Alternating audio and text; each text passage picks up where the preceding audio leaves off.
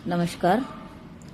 हिंदी साहित्य प्रथम वर्ष के द्वितीय प्रश्न पत्र में हम साहित्यकार की आस्था महादेवी द्वारा लिखा हुआ पढ़ रहे थे, जिसमें ये बताया जा रहा है कि आस्था उसका मूल संस्कार जन्य है, पर प्रसार और व्याप्ति व्यक्तिगत अनुभवों की उपलब्धि है। अर्थात आस्था है वो हमारे संस्कारों से निर्मित होती है और अपने व्यक्तिगत अनुभवों से धीरे धीरे वो परिपक्व होती है। लेकिन राइटर ये बता रहा है, हर पात्र की सीमा और रेखा रंग के अनुसार जैसे जल हर जगह अलग अलग तरह का दिखाई देता है, लेकिन वास्तव में उसके गुणधर्म एक जैसे होते हैं, उसी प्रकार व्यक्तिगत सीमा में उसका विकास सीमित रहे ये स्वाभाविक है। लेकिन अंततः आस्था की जो परिणति है वो समष्टिगत होती है।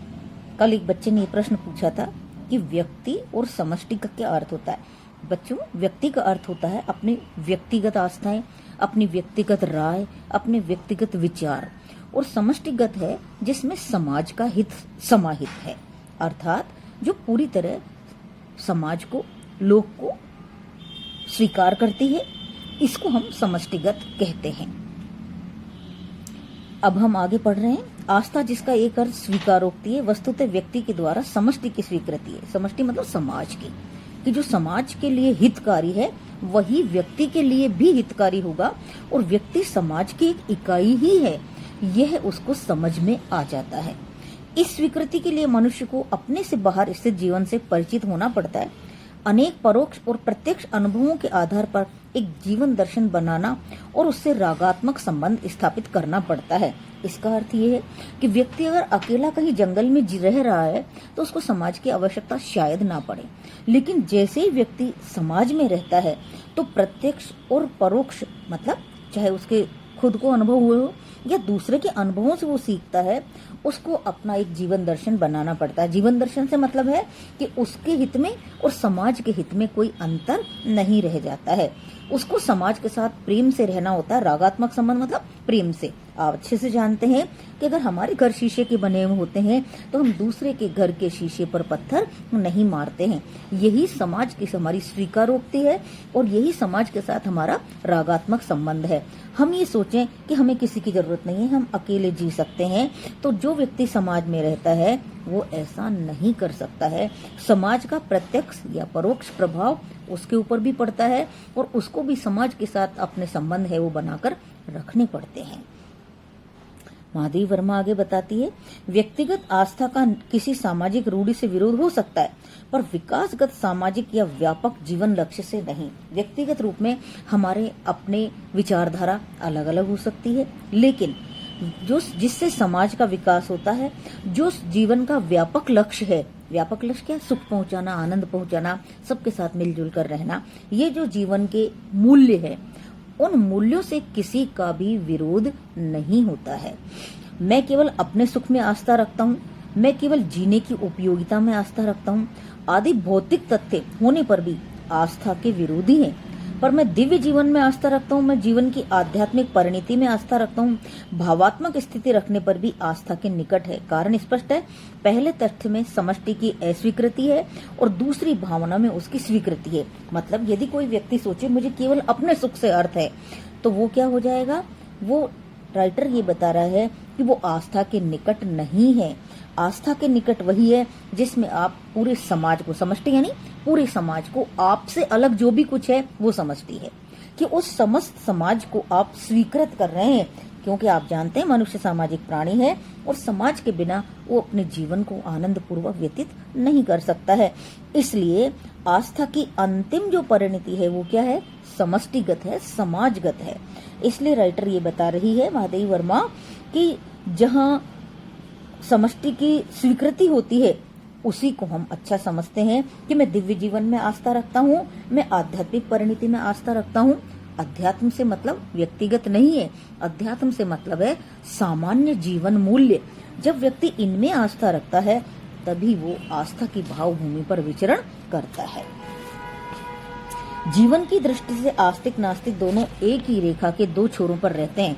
एक जीवन के उदात्तीकरण के लिए अलौकिक साधनों की शोध में लगा रहता है और दूसरा उसी की भौतिक स्थिति में सामंजस्य लाने के लिए लौकिक माध्यमों का उपयोग करता है। आप जानते हैं, कुछ लोग कहते हैं मैं तो नास्तिक हूँ, मुझे किसी चीज में आस्था नहीं है, लेकिन महादेवी वर्मा ये बता रही है उसको किसी चीज में आस्था नहीं है, लेकिन इसमें तो आस्था है कि वो भौतिक वस्तुओं में सामंजस्य ला करके और अपने जीवन को सुखमय बनाना चाहता है और इसके लिए वो लौकिक माध्यमों का ही उपयोग करता है। जब वो लौकिक माध्यमों का उपयोग करता है, समाज की समस्त वस्तुओं का उपयोग करता है, तो इसका मतलब ये है कि वो नास्तिक नहीं है। उसको समाज की समस्त जो मूल्य हैं उनके अंदर तो आस्था रखनी ही होगी। इसलिए अगर कोई ये कहता है कि मैं जो व्यक्ति आस्तिक होते हैं वो अलौकिक साधनों की शोध में लगे रहते हैं, मतलब कि किस प्रकार से समाज को, मानवों को, समष्टि को, पूरे संसार को अधिक से अधिक सुख पहुंचाया जा सके, वो इस कार्य में लगे रहते हैं कि किस प्रकार से इस प्रकार के साधनों की खोज की जाए। लेकिन जो लोग नास्तिक हैं वो भी लौकिक संसाधनों के प्रयोग में तो लगे ही रहते हैं। इसलिए महादेवी वर्मा ये बता रही है कि चाहे व्यक्ति आस्तिक हो चाहे व्यक्ति नास्तिक हो, समाज के बिना उसका काम चलने वाला नहीं है।